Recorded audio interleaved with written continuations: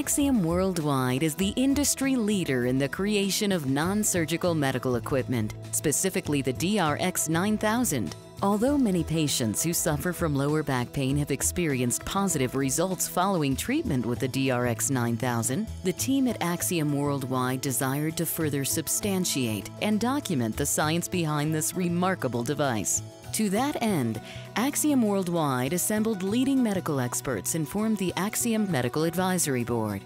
Currently, this prestigious group is subjecting the DRX 9000 to rigorous independent clinical trials to test and verify the DRX 9000's effectiveness. To further explain the group's mission and initial findings, here is the chair of the Medical Advisory Board, Dr. Joseph Pergolesi, Johns Hopkins University. The importance of having an independent advisory board is to remove subjectivity and bias from the data and the research that's generated. It really is the gold standard. If you look at guidelines or guidance that's out there from various regulatory communities across the globe, it's generally accepted that companies who try to achieve the higher standard will have an independent advisory board or steering committee that will help them conduct and oversee the research in a non-biased, objective way. Having an independent committee do this really shows the integrity of Axiom Worldwide and the belief in their device. Because if the device doesn't meet the outcomes or shows negative results, the steering committee still has the ability and the charge to go forward with disseminating that information. Axiom Worldwide's Medical Advisory Board is composed of individuals who are internationally recognized experts in the field of anesthesia, medicine, and pain medicine. These individuals come from some of the most prestigious medical schools in the United States. And as I mentioned, they're also globally recognized experts in their fields and also in clinical research and development. When we compare Axiom Worldwide to its competitors in the field of non-surgical spinal decompression, they far exceed any of the efforts that the competitors are doing in respect to the clinical research platform and in respect to the advisory board and steering committee profiles that they have. In the treatment of chronic lower back pain, there are many alternatives but little consensus. We typically will use three categories of treatment: the surgical, non-surgical, and pharmacological treatment pathways for our patients. We usually focus this on the origin and the specificity of the disease that the patient has. And when we try to get an understanding of comparative efficacy amongst these treatment groups, what we find is that the literature is still somewhat scanty, with ranges from ineffective to somewhere up into the ranges of 80 or 90%. Non-surgical and non-invasive therapies are the most frequently and appropriately prescribed. The data that we've been able to generate for non-surgical spinal decompression in our studies is very encouraging, with rates greater than 80% effectiveness. Approximately 3 years ago, Axiom Worldwide engaged members of the Medical Advisory Board with the charge of developing a methodological plan of better understanding the scientific information related to spinal decompression, non-surgical spinal decompression. And in doing so, we mapped out a scientific platform which included a review of literature and various types of clinical research, retrospective case reviews, pilot studies, larger prospective trials. And we're currently in the midst of implementing that research project strategy. Going into the advisory board meeting in April of 2006, I was lucky enough to have been involved in the retrospective study. What we did is we went to 4 clinics in the Midwest and looked at 100 patients to see how their results were after treatment with the DRX 9000. And what we found was that when patients came into the clinic, they had a score of 6 out of 10 in terms of pain. And after 2 months of treatment, their pain on average went down to 1 out of 10. I thought that was very impressive. Since the results were favorable, we recommended a prospective trial to validate the results of the retrospective trial.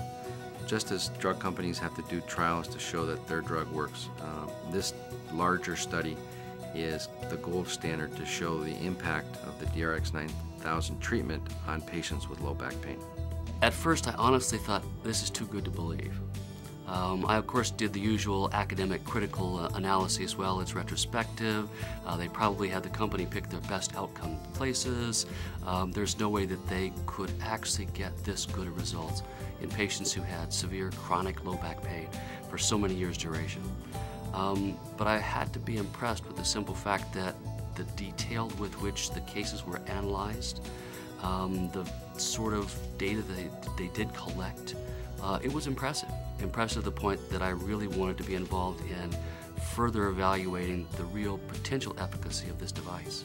I was really shocked to be able to reproduce the same efficacy that we saw from the previous retrospective analysis. To take patients who had had chronic back pain for greater than 10 years duration, and over the course of 2 weeks to be able to achieve our initial hypothesis, which was a 50% reduction in pain scores, was phenomenal.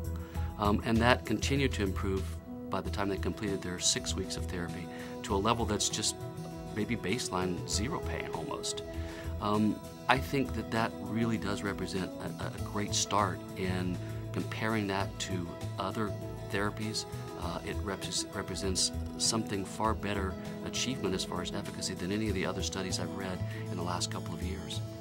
The other aspect is to have 20 patients versus being able to tell a clinician, I've done this in 100+ patients, it's always much more of an impressive statement. They may or may not need it in a controlled comparative trial. We may not yet have data versus physical therapy, versus acupressure, versus steroid injections. But the point is, if we can generate efficacy and safety data that says, if you prescribe this for your average patient with low back pain, this is what you can expect as an outcome. This is a very, very amazing and promising result that will encourage to go now for randomized controlled trials, for larger trials that then will show how effective this treatment is. And what I would think actually is that we have now evidence that for the large sports trial where the first papers have been published, that actually surgery is not that effective. And there is this failed surgery syndrome. And considering that, DRX 9000 has a potential of changing our whole concept on how we will treat patients who are suffering from chronic lower back pain throughout the world. Yes, we found that patients that were treated with the DRX 9000, that they had significant reductions in their Oswestry score. This was not only statistically significant, but also clinically significant on these patients. Oswestry, what it measures is your activities of daily living, how you're able to function on a daily basis. It looks at things such as sleep, walking, sitting, standing, being able to travel, do social activities. And these are things that for patients in daily life, pain can really have an effect on it. It's very important to know that the treatment you're giving the patient, that they're going to be satisfied with it. And this is one of the things that with treatment for back pain, that you want to make sure that the patient continues with the treatment that they need so that they are satisfied. And this is something else that when they go to discuss their treatment with the DRX 9000 with other patients, that they also would say that they were pleased with the results that they got. Before the initial medical advisory board meeting, myself and 2 colleagues wanted to find out or get a better understanding of exactly what the effect of the non-surgical spinal decompression was in clinical practice to date. We undertook a retrospective chart review of 100 patients. 94 of those patients were considered evaluable. The data was collected from 4 randomly chosen clinics across the United States. We wanted to analyze how these patients were affected by the treatment, and also to find out some safety related to the device. It was very important that we did this review because for our own better understanding and also to be able to present the data to our colleagues in the future. What we found from this retrospective chart review is that patients actually did report improvements of pain, somewhere 90% of the patients that we contacted. They also reported that they had increased functionality, and there are no reports of serious adverse events. We went one step further. We actually then contacted these patients anywhere from 3 to greater than 9 months after treatment. And what we found is that these patients, 100% of them said they would recommend treatment to somebody else. We found their patient satisfaction scores were very high, greater than 80%, and we found that these individuals did increase their daily activities. After the initial retrospective chart review, which is currently in press in Pain Practice, a peer-reviewed, accredited, cited journal, we presented the data to the Medical Advisory Board.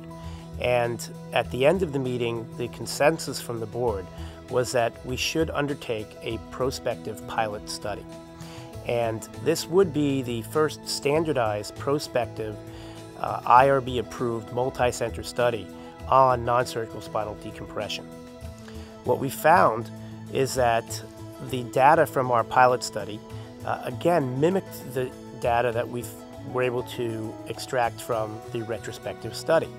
Very similar results in efficacy, functionality, and the same apparent lack of serious adverse events.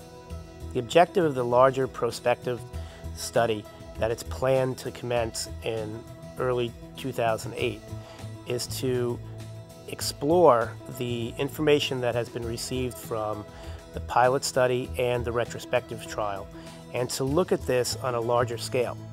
And the information that we're hoping to get out of this study will not only give us a better understanding of the effectiveness of this device and the safety related to the device, but also allow us to properly design larger, more sophisticated trials. When you look at chronic lower back pain, it's a major problem globally.